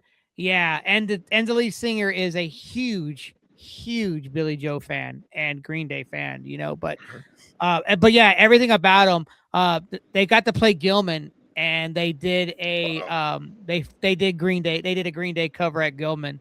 I think they did 2 Green Day covers there, but you're playing Gilman. And if you like Green Day and influenced by them, you have to play a Green Day song at Gilman. Come on, it's Gilman. Oh That's yeah. awesome. Yeah. Yeah, I think one of the bands on that comp we're playing with this upcoming Saturday called Hell Beach. I think that they do a cover on, I don't know which song, but they've been like promoting it, so I think they're on it too. So I'll have to ask them what they did. But yeah, that seemed really cool.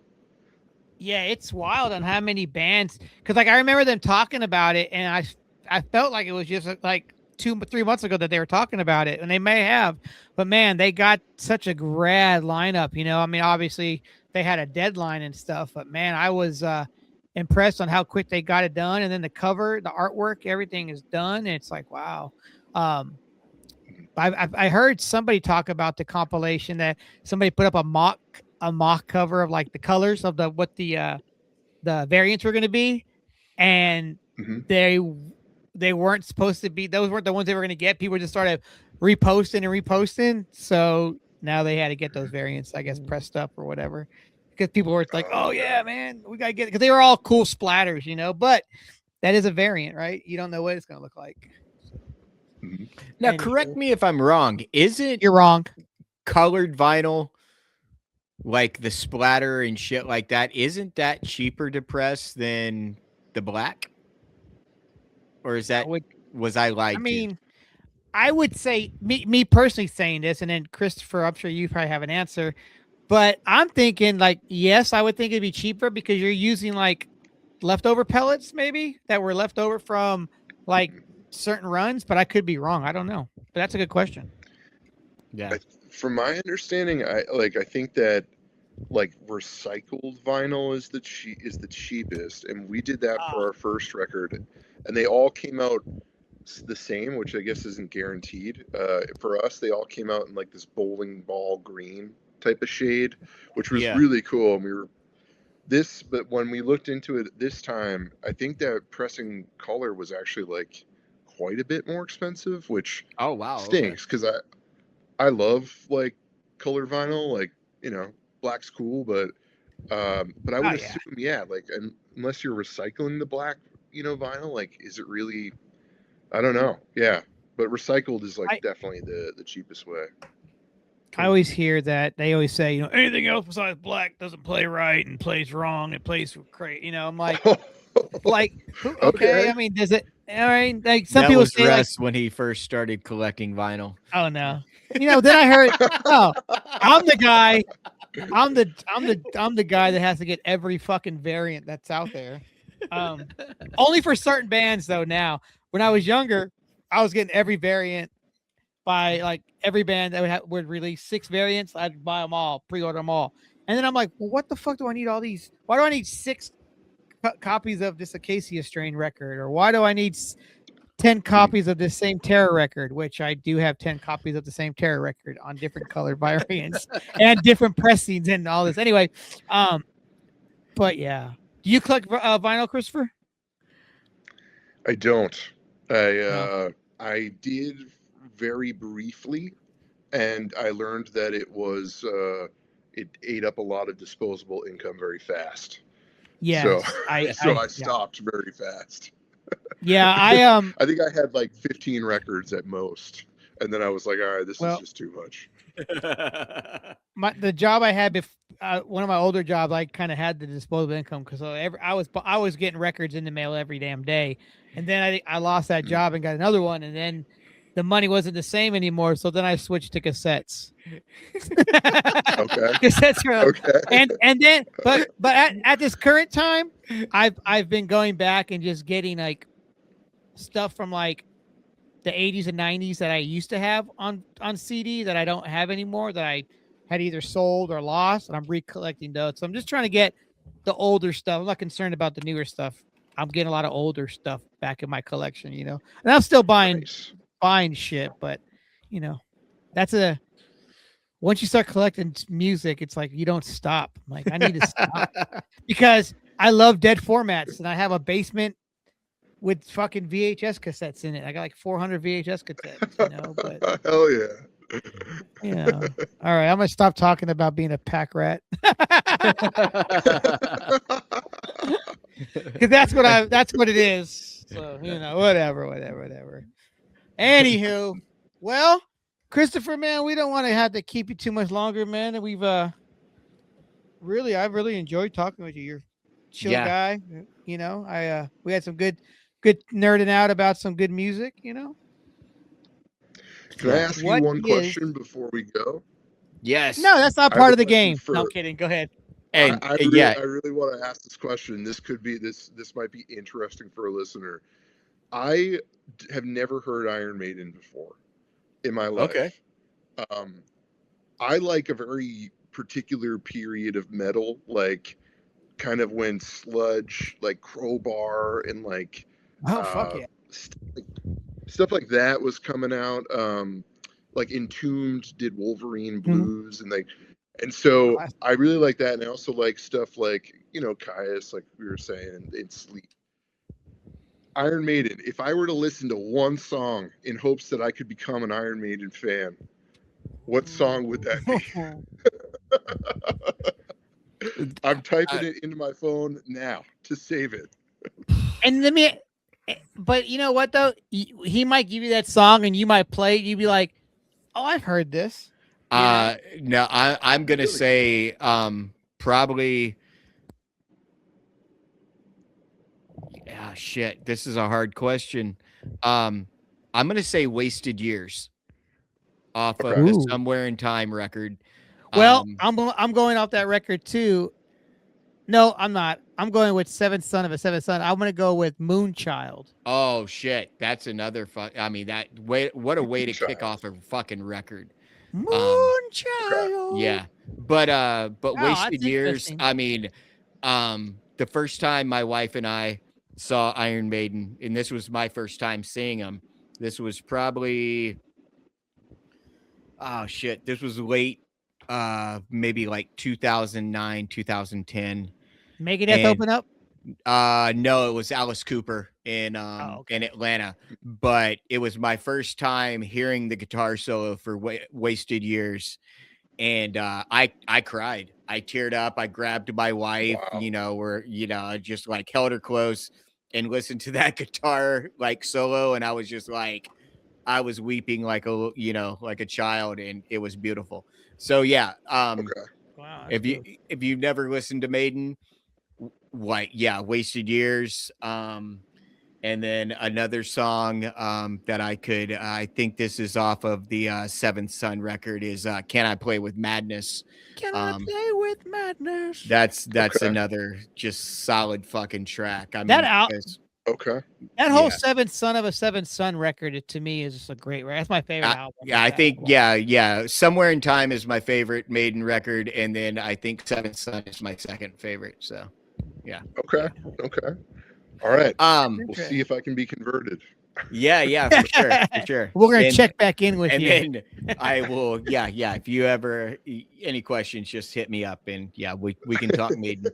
Because I mean, my wife and I that's like one band that we share together, and we would be like, if we could quit our jobs and just like fucking like follow Maiden on like US tours, we would, we'd be like the Deadhead version of like Iron Maiden fans. Yeah. That's awesome. So cool. Well, you were asking about Iron Maiden, okay?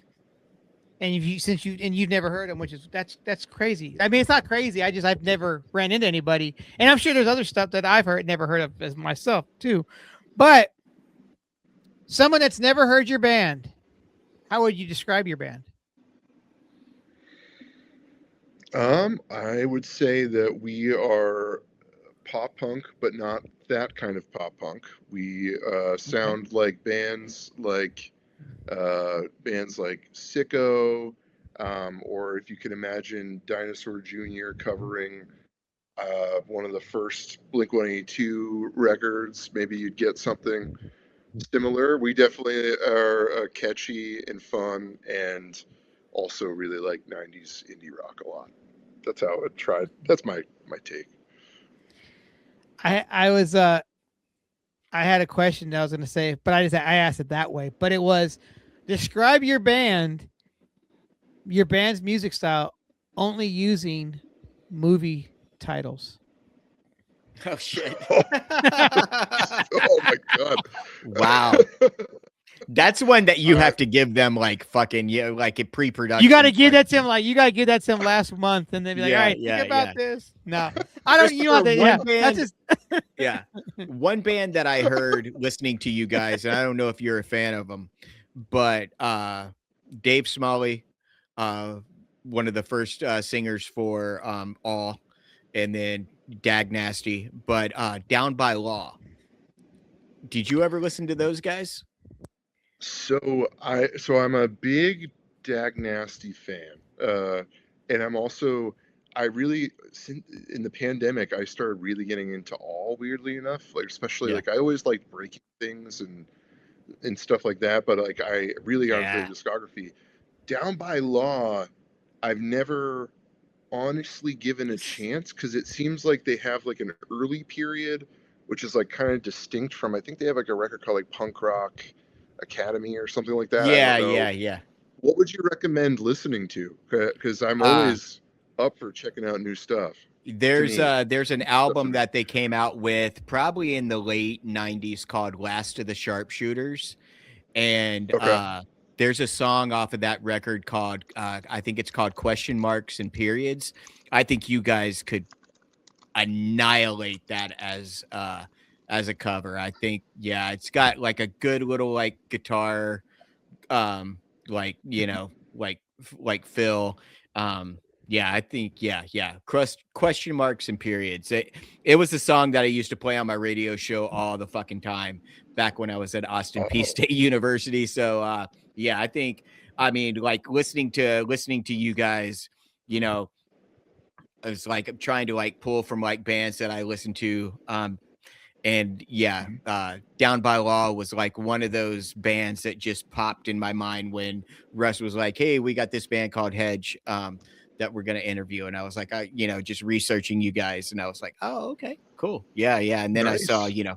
fan of Lemonheads and Hüsker Dü, and yeah, so Yeah, I was like, I'll have yeah, to check that out. Yeah, I've only heard a couple of songs, but that's awesome. Yeah, I'll have to listen yeah, to it. Do you like Sugar? I love Sugar. Can I tell Yeah. you something crazy? Fuck This yeah. is something crazy. So my wife and I, we heard that Sugar was reuniting and playing. Supposedly, they had this like very like ominous like Instagram presence. It was like copper blue sugar or something like that, yeah. and it was supposed to be a one-off thing. We bought tickets and they were scalped. Paid like $400.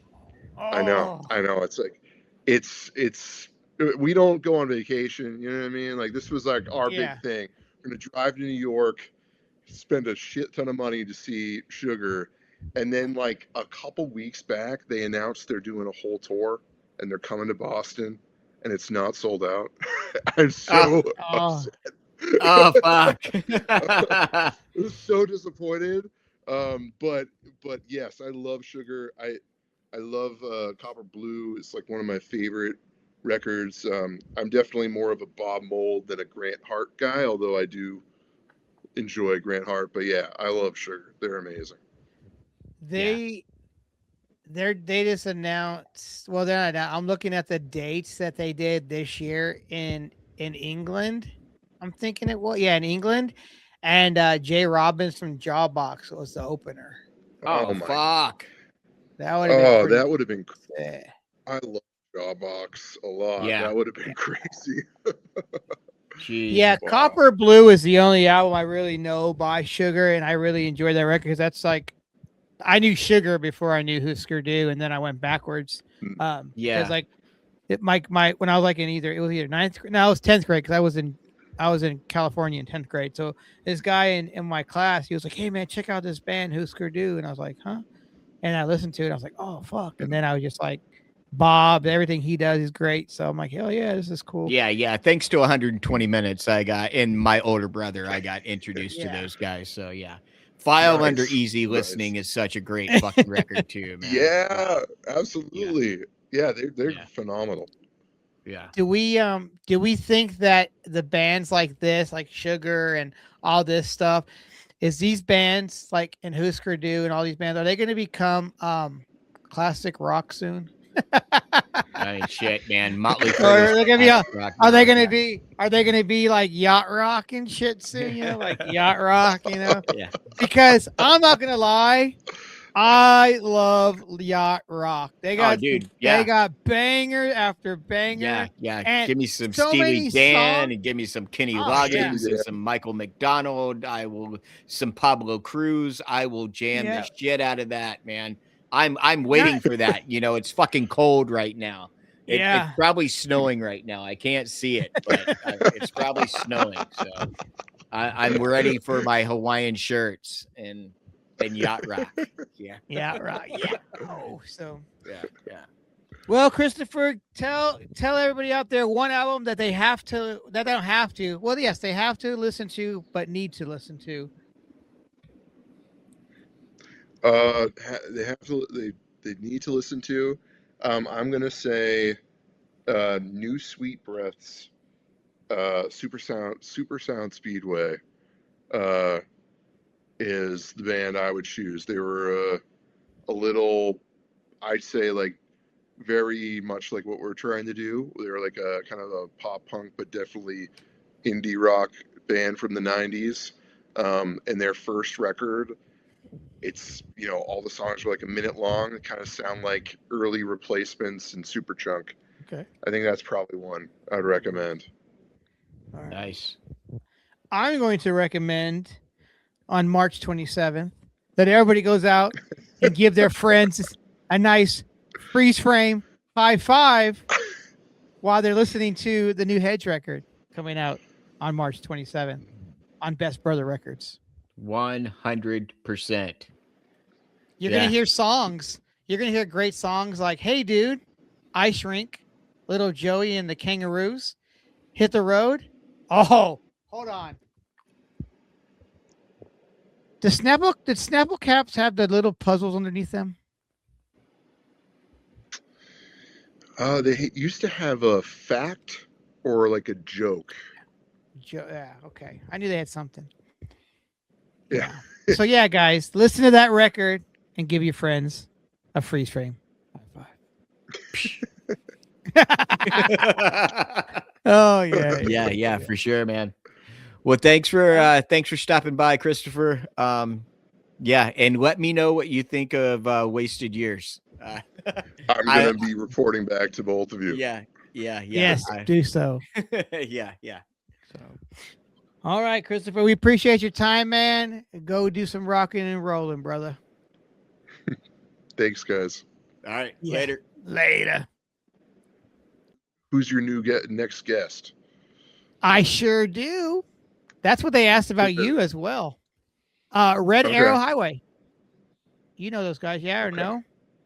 Yeah. They sound.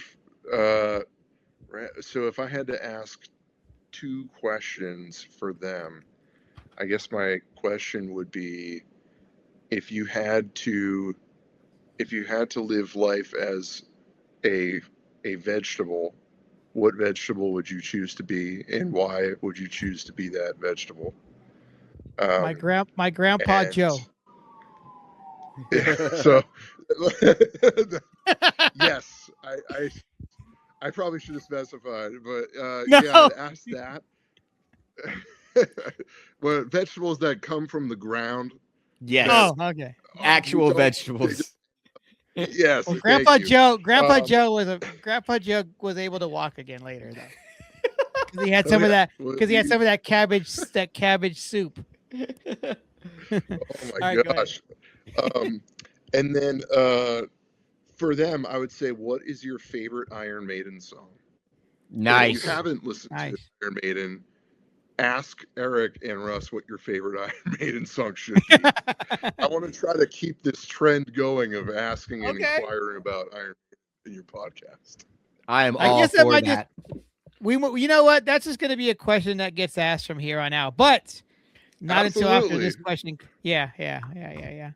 And I really would like to. All right. So have you heard Megadeth before? I've never heard Megadeth. Oh. What about Metallica? I don't think so. I've heard Metallica, and I like Ride the Lightning and like, you know, Kill 'Em All and stuff like that is pretty cool. The raw, thrashier stuff. I think so. I mean, I can appreciate some of their bigger stuff too, like with Black Album era stuff. I tell people, whether you like Metallica or don't like Metallica, once you see them live, you'll become a Metallica fan, because their live shows, I mean, they just suck you in. They've been doing it for so long. They're so tight. Like, you know, Kirk Hammett, the guitar player, he'll fuck up every once in a while. But that's every once in a while, you know, and then they still laugh and joke with each other when they fuck up. It's not like they're like, hey, what are you doing over there? You know, they're like, did we not practice today? You know, and he's like, oh, I don't remember, you know, and then they'll do the little things, you know. But yeah, I'm gonna give you a list of some. So me and Eric are gonna give you a list of some songs to check out and put on. You know, I know he's like us. He likes to find new music. You know, I like to find new music too. You know, I got a list of things that I wrote down on some stuff to check out. You know, so like Tom Morgan and Smudge. So yeah. I want to hear that. I want to check that out. All right. Well, Cool. we do appreciate your time, and we will let you know what these people say with the Iron Maiden questions. That would be great. Up the irons. And I'm going to go ahead and manifest this that you guys will be playing Fest this year.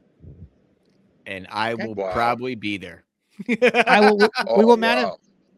Yeah, and it's gonna happen. And then when you play, you'll be like, those guys that ruined my brain cells told me we'd play here. That guy told me what an upper deck was or whatever. Yeah. Upper decker, get it right, guys. No, I'm kidding. All right, guys. Till next All right, time. Peace. Later. Beat to the beat you beat. I always say it's hard to smell of my feet. What's up, boy? Yeah, because we just want to have a festival. No fun. Fun, you stupid idiot. Watch the beat. I'm on your face. I'm in case a human for the back to break. Stop a sucker, understand. Don't you know that? I'm the man. I'm the man. I'm so bad. I should be defeated. That's the first Iron Maiden, first Anthrax song I had ever heard. Really? Man. Yeah. And I was in sixth grade or seventh grade. Yeah. Yeah. Yes. That was my first introduction. So yeah, man, we just chatted with Christopher from Chaisson. Hedge, not hinged. Hedge. Hinge is what Russ is on. Hedge is a band. Hinge is what I need to fucking oil because it won't fucking stop squeaking. Oil can. So I want to ask you this real quick. Ask away. You were saying that your wife and you Maiden's like your thing. Was she a Maiden girl before you got with her, or did you transition her into a Maiden girl? I don't know. Either way are cool. Either way is cool because either way she's cool because she likes Iron Maiden. Yeah, I think she just appreciates great music, and Iron Maiden is one that is just like we can listen to Maiden, we can listen to Dio. I mean, it's just What's something that she turned you on to that she like? What's her favorite artist? She's gotten me into she's the one that got me into Fontaine's DC. Dude, they're phenomenal, dude. That band. When I got into them a couple albums later, but when the new album came out like 2 or 3 years ago, I had seen it on my collection page, and I was like, let me listen to this band. Yeah, and I fucking fell in love. And I'm like, damn, dude, everything they put out is fire. Like they have every album such like a different style to me. It's just there's so much. Yeah, I mean, she's introduced me into a lot of like trip hop and shit like that because she really digs. And we were in the car the other day, and we're listening to something, and I'm just like, I look at the stereo. I was like, holy shit, this is Kneecap. I was like, you listen to Kneecap? She's like, yeah. I was like, holy shit. I was like, I've never listened to him, but this is fucking amazing. So yeah. It's crazy too, because like you're just talking about like trip hop and stuff, and to me, I never really.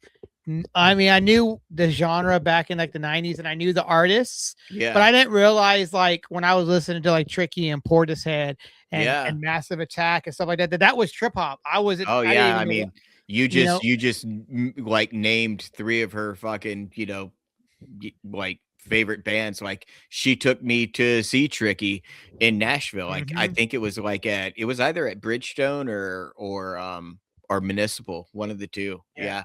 I saw him in like Lollapalooza 96 or 97. He was at, and then but see, like Portishead and stuff, I always thought it was just alternative rock, Oh, so, yeah. Well, that, I mean, we were, that's what we saw on 120, Yeah. But yeah, man, good dude. I had fun. I got a list of things to check out. A lot of his old bands. I thought you would really like the Angus thing, because I was like, dude, I'm stoked to check that out tomorrow. Yeah, for sure. Yeah. Have you ever checked out Entombed Wolverine Blues? No. Check them out. Check out Entombed. You might. It's like one of the it's like one of those albums that you have to hear, type thing. Okay. You know, it's like one of those albums that was just like an influential album for the '90s. Maybe, yeah, I think it was the '90s. I might be like, it might be off by like maybe 89, 90, but let me see. But yeah, so check out that album, Entombed. Great stuff. They're like, I think they're Swedish. I know that you're European. Yeah, Wolverine Blues came out in 93. Yeah. It's some groove metal. They look. Yeah, check that out. They look like Olaf Metal. Oh, yeah, Olaf Metal Face. No. Olaf, girl, sexy. Yeah. Oh yeah. Hey, so I wanted to say this, but I didn't. But I'll say it now. I think I want to get like vinyl pressed up and have it like I saw this bowling ball. That's why I'm saying this. Nice. It looks like Napoleon, like the Napoleon ice cream. You Yeah. have the pink, the white, and the brown. Yeah, and then the you Neapolitan. Yeah, but there's 2 finger holes in the pink and one finger hole in the brown. So like 2 in the pink, 1 in the stink. That'd be a great bowling ball. I mean, I've seen the bowling ball online. It's probably AI though. I just looked at it like fucking 200 gallons of water. But whatever. Anyway. Eric, what else you got for us? Anything? No. What's an album what's an album everybody needs? What's an album that you think everybody needs to go hear? Just check out Hedge until this new record comes out. Fuck. No, man. you mean hold on. Are you talking about the Hedge album? The freeze frame high five? No. Yep. Yeah. Gotta check that out. And Hey Dude is such a fucking it's a great fucking song, man. Hey Dude. Yeah. Dude, it's just the stuff is just so catchy. Yeah. Really catchy. So I meant to ask him about the lyrics on Hey Dude and I Shrink, because Hey Dude is I can relate to Hey Dude. I can relate to that song, the lyrics. I just don't remember the lyrics at this moment, but they are good lyrics because I think they started off with Hey Dude. It's like listening to the station on a beach vacation, playing Dinosaur, BT, and Dando and Co. I meant to ask him what the BT was. Blues Traveler? I don't know. Haven't finished grade school and friends won't think that it's cool. Got double A's, a Walkman, and some cheapish headphones. Bro, I used to always have the cheap headphones. Yeah. You know? So yeah, it's just a cool song. Cool album, cool, great thing. Everybody listen to it. It's only 8 minutes long. He told you here today. 8 minutes. You can listen to it 7 times and a half. Nice. To make it a full hour. That's a full hour. And then by the time you listen to it that 7th time, you know all the words. So when you go see them, you can sing the songs back to them as Christopher is singing to you. And it'll be a great, it'll be a great moment. It'll be a shared moment. And then afterwards you can meet and you can have a shared, high five. High five, frenzy 5. And hopefully freeze frame. Hopefully we turn somebody into an Iron Maiden fan. Yeah. And a Megadeth fan. And a Megadeth fan. Yeah. I was like, I knew something like this was coming because he said, Eric, I gotta ask you a question. And I was like, I had a feeling I had to do Iron Maiden. I don't know why. Because super fan. Yeah. Who's a super fan? Me? No, I'm kidding. Well, Eric, it's been fun. It's been real it has fun, been but fun. You got shit you gotta do, and I got shit I gotta do, like watch wrestling. So. All right. Peace. What? I got nothing. Next, did you write down those questions for Red Arrow Highway? Yes. I forgot them. Yeah, I got them right here. We didn't ask him the questions. We kind of did. Okay, sure. Yeah. We did. Yeah. Oh well. I thought you were at the time. So I did, but I forgot what the other one was. I just remembered that one because something peaked it and made my head go, "Ooh, I gotta remember that." So. Yeah. All right, my dude. Well, go do your thing. I will holla. Party on, people. Party on in the new world. Oh wait, party hard. Yeah, party when hard. It's time to party. We will party hard.